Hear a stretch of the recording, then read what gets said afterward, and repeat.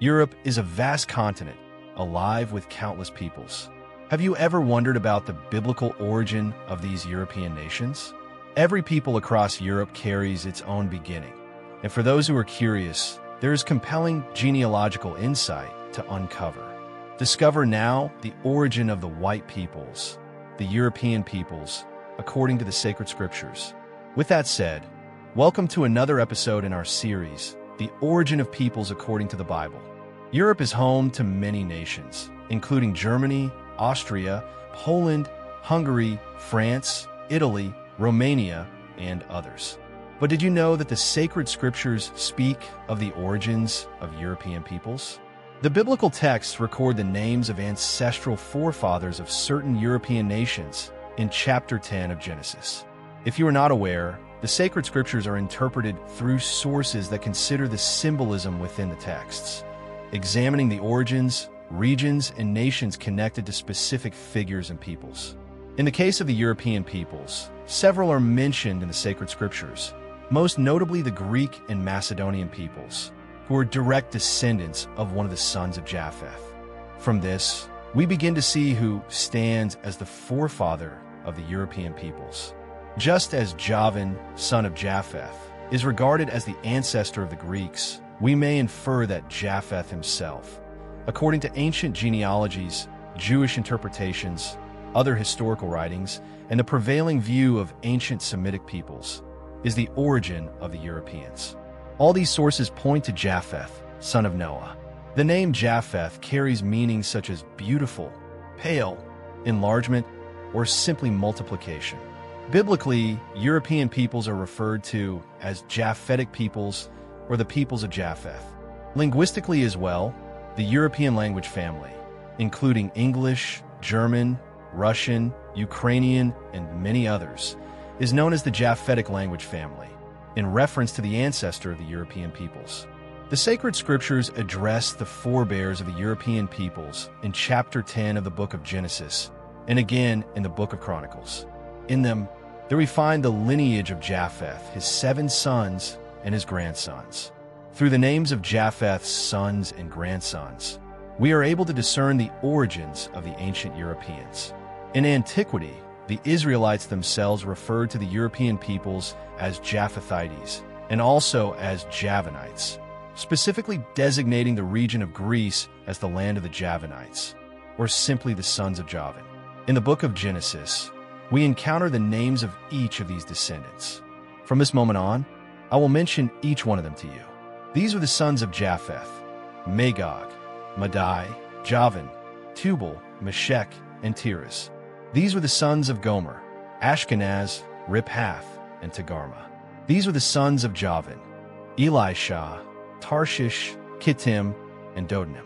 The biblical identification of Ashkenaz as an ancestor of the Germanic peoples is a striking and fascinating tradition, one that remains alive among Jews to this day.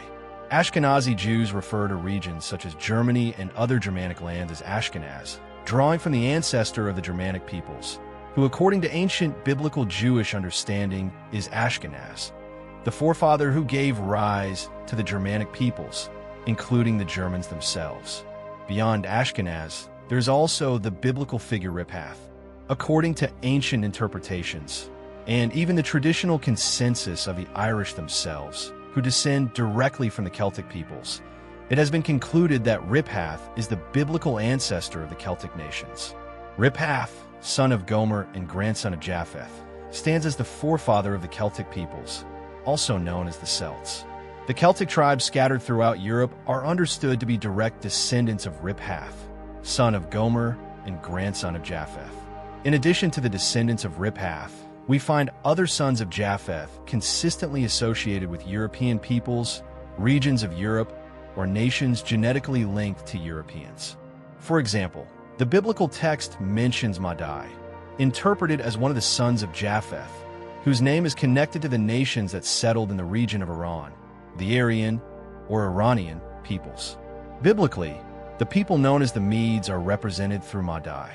Notice the resemblance between the terms Mede and Madai, reflecting the shared origin of these peoples. Madai was the progenitor of the Median tribes, which include the Medes, the Persians, the Parthians, and many other peoples of ancient Persian descent, all of whom trace their Median origins back to Madai, son of Japheth. Another name that draws our attention in Genesis 10 verse 2 is Meshech. Alongside him, we also find the names Tubal and Magog.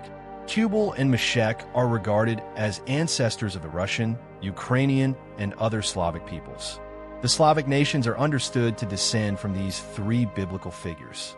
Among scholars of biblical genealogies and nations, there is broad agreement that Russia and Ukraine correspond to the lands of Gomer and Magog, with Tubal and Meshech recognized as their biblical forefathers.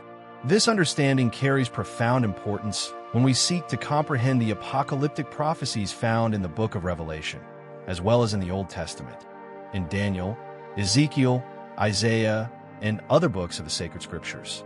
It is essential that you become familiar with each of these peoples, their names, and their ancestral roots.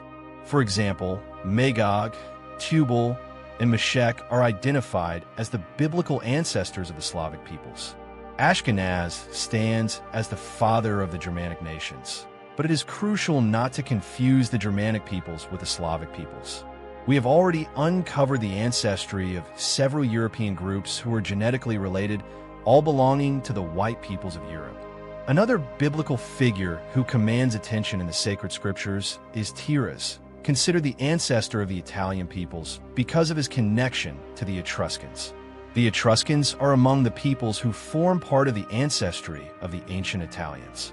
The ancient Romans, descendants of the Etruscans and other Japhethite peoples, emerge from this lineage.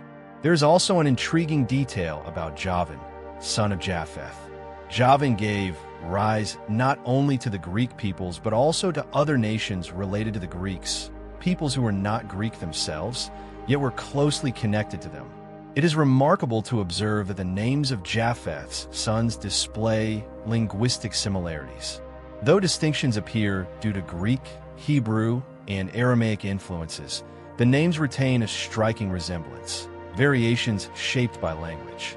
These linguistic differences are traditionally linked to the event at Babel, when diverse languages emerged as a result of humanity's wickedness. According to biblical tradition, there is an account describing a time when all humankind shared a single common tongue, known as the Adamic language.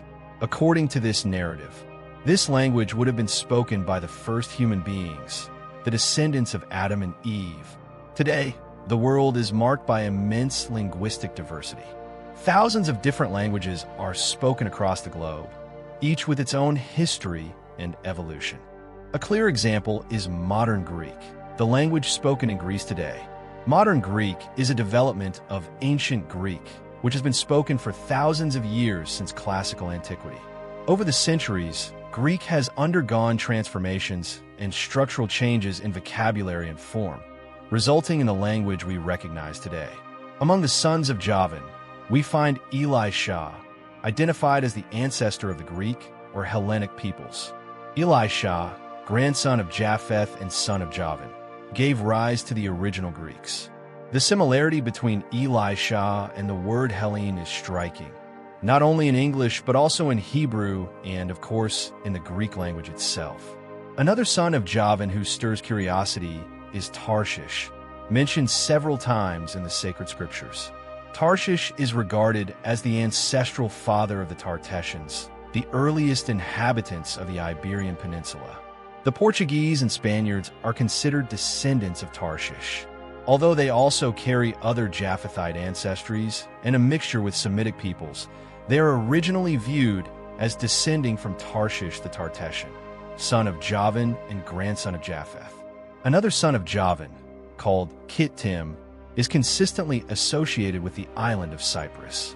For this reason, the Cypriots are understood to descend from Kittim, one of Javan's sons. The fourth son of Javan is named Dodanim, though some believe there may have been a transcription variation, suggesting the name Rodanim or simply Rodin, due to linguistic differences. He is considered the ancestor of the Dardanians, an ancient Trojan people. I could spend hours sharing more accounts and biblical identifications of these figures and their origins, but I will leave that for the next episode in this series, which will explore the origin of the Asian peoples according to the Holy Scriptures. In summary, The European peoples are direct descendants of Japheth and are known as the Japhethite peoples. Leave your comment on this topic and share the video if you can. See you soon.